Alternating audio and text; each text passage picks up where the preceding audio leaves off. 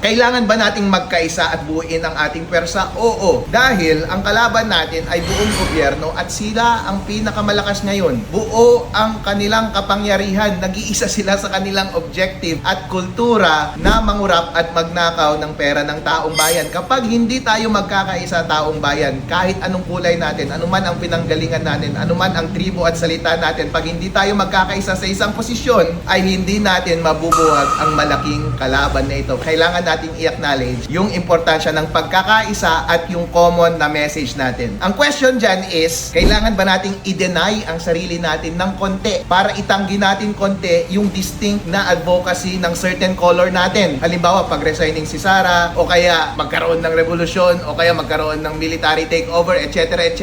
I-set aside muna natin yon kasi once na i-dilute mo yung messaging, once i-dilute mo yung strategy, magkakagulo na lahat, di na uniform, diluted na yung pwersa, hindi natin maipapakita yung totoong lakas ng taong bayan pagdating sa mga rally. I think nangyari yan nung nakaraan, nung September. I think nangyari rin kasama tayo sa rally. Hindi ko nakikita na uniform and common yung strategy natin and objective natin, kaya hindi nagkakaisa yung taong bayan. Dapat manatili tayo sa mensahe na welcome ang lahat, sama-sama tayong lahat, dahil ang nagbubugkos sa atin ay yung nag-iisang objective na ayaw na natin ito at gusto natin ng pagbabago. Simple lamang po, huwag nating i-dilute ang ating mensahe at strategy.